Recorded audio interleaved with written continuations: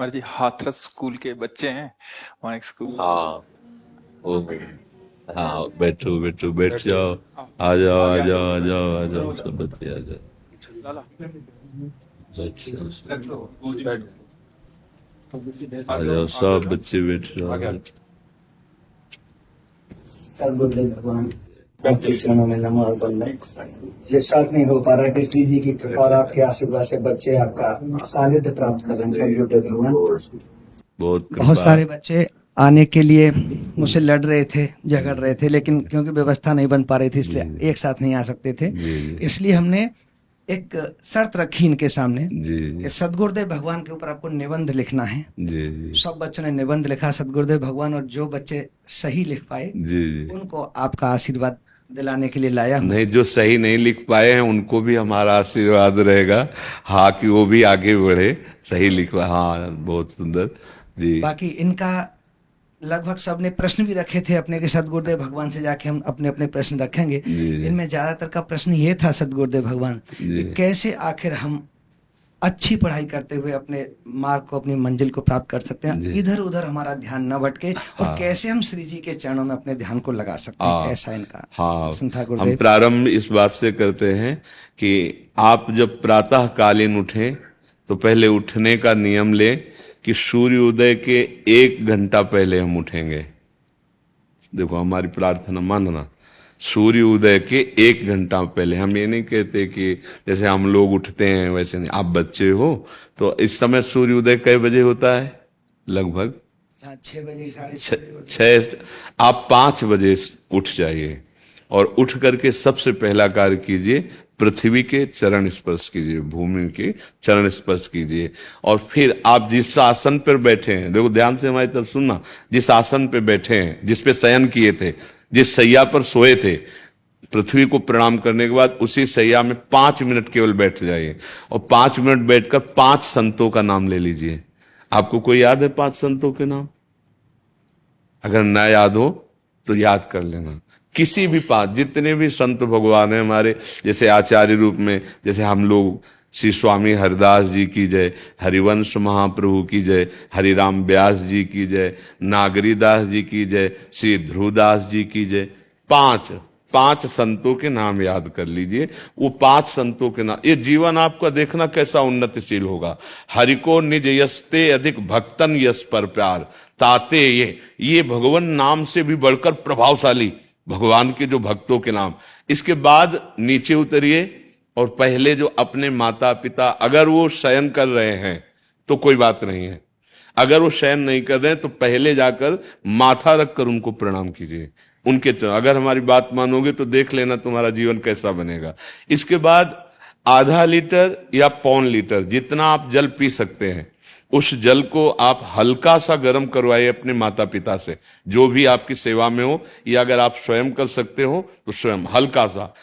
अगर 500 ग्राम पी जाए तो और अच्छी बात है, और इससे ज्यादा पी जाए तो अच्छी बात है। वज्रासन में बैठना आता है? वज्रासन जानते हो आप लोग? कैसे, हमें बैठ के दिखाओ। नहीं, ये पद्मासन है। वज्रासन देखो है। वज्रासन, वो देखो बैठ रहे हैं ये। दोनों पैरों को ऐसे करके। इसमें इससे बैठकर जल पिया जाए, ये आपके ब्रह्मचर्य की रक्षा करेगा, कब्ज नहीं होने देगा, और आपके मस्तिष्क की गर्मी को ठंडा करेगा। ऐसे वज्रासन में बैठकर धीरे धीरे 5 या 10 मिनट में जल पिया जाए। एकदम न पिया जाए, गिलास में लेकर के 500 ग्राम जल धीरे धीरे उसको पिया जाए। फिर इसके बाद आपको 100-200 कदम टहलना है। फिर इसके बाद आप शौच जाइए। शौच, अगर आपका पेट साफ हो जाता है, अगर नहीं साफ होता है, कोई ऐसी परेशानी लगती है, तो 1 चम्मच ईसबगोल की भूसी और छोटी हर का आधा चम्मच अगर रात्रि में दूध से या पानी से ले ले तो वो बार बार शौच नहीं लगाएगा, पर आपकी आंतें साफ हो जाएंगी। शौच जाने के बाद स्नान करें और फिर तुरंत, अगर आपको व्यायाम आता है तो करे, नहीं तो सीधा सरल बात होती है, 20 बार बैठ जाए बैठक, और 10 बार लेटने वाली दंड। और इसके बाद जो अनुलोम विलोम, जो इससे खींचे इसे छोड़ दे, इससे खींचे इसे छोड़ दे। इसके बाद दोनों हाथ ऐसे करके 7 बार ऐसे करे, सीधा खींचे और सीधा छोड़ दे। इतना ही तुम्हारे लिए प्राणायाम की आवश्यकता है।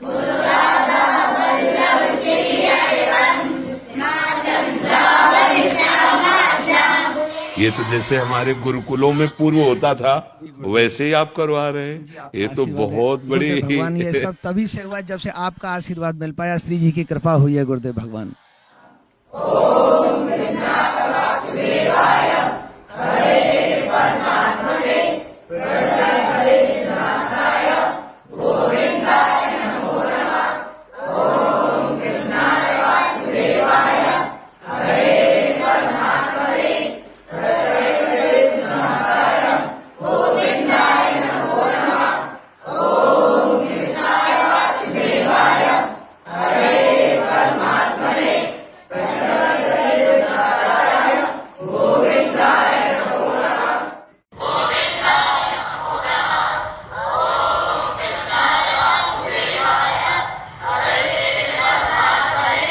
ये तो बहुत अमृत में, बहुत अमृत में, बहुत अमृत। ये आपके आशीर्वाद से ही संभव हो पाया ये गुरुदेव ये भगवान। ऐसा ही जो गुरुकुलों में जैसे बच्चे इस समय नाम कीर्तन कर रहे हैं, ऐसे सामवेद यजुर्वेद आदि का गायन होता था और गुरुकुलों में हमें बहुत संतोष हुआ, बहुत अच्छा लगा। भगवान आप पर कृपा करें, आपको और सद्बुद्धि दें, जिससे हमारे देश की नवीन पीढ़ी को आप ऐसे सतमार्ग पर प्रेरित कर रहे हैं। एक अनुरोध गुरुदेव भगवान, जो बच्चे रह गए जी, उनके लिए क्या आदेश है? आप एक बार उनको भी लिवा के लाइएगा, जब आपको समय मिले ना तब आप उनको लिवा के। आज हम चाहते हैं कि हमारे देश के बच्चे सुधरे, हम आपको बार बार प्रणाम करते हैं कि जो हम चाह रहे हैं वो आप करवा रहे हैं बच्चों से। सदगुरुदेव भगवान आपका आशीर्वाद, बिना आपके आशीर्वाद कुछ नहीं। अच्छा, आप लोग और कुछ बात तो नहीं करना चाहते?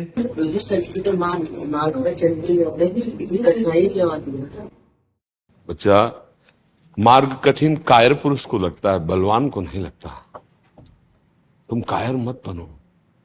किसी भी कार्य को करने के लिए अगर हमारे हृदय में उत्साह है तो उत्साह हर कठिनाई को रौंद देगा। और अगर हम ऐसे सोचेंगे कि किसी भी कार्य में कठिनाई इतनी क्यों आती है, तो आप हमको ऐसा कोई कार्य बताओ जिसमें कठिनाई ना आती हो। कोई ऐसा कार्य है जिसमें कठिनाई ना आती हो? आप गलत मार्ग में जाओगे तो कठिनाई नहीं है क्या? सोचो, अगर चोरी की तो चोरी करना कितना उसके लिए दुखदायी होगा। वो पकड़ा जाएगा, बेइज्जती होगी, अपमान होगा, लेकिन वो ठान लेता है तो करता है ना। तो जो असत मार्ग में जाते हैं तो क्या उनको कठिनाई नहीं पड़ती क्या? तो सत मार्ग में चलने के लिए, धर्म मार्ग में चलने के लिए अगर कठिनता मिल रही है तो हमको बलवान बनाने के लिए रखा जाता है। देखो, स्कूल में फर्स्ट कौन आता है? जो बहुत पढ़ाई करता है। आर्मी में कौन अच्छा कमांडो बनता है? जो अच्छी दौड़, अच्छी कूद कर लेता है। तो इसको कठिनाई नहीं, इसको योग्यता समझते हैं। हमारे सामने जो कठिनाई रखी जाती है, हमें योग्य बनाने के लिए रखा जाता है। समझ रहे ना आप? धन्यवाद। बहुत सुंदर, बहुत सुंदर। ऐसी सद्भावना विशेष रूप से बच्चों में फैले। हाँ, बहुत सुंदर।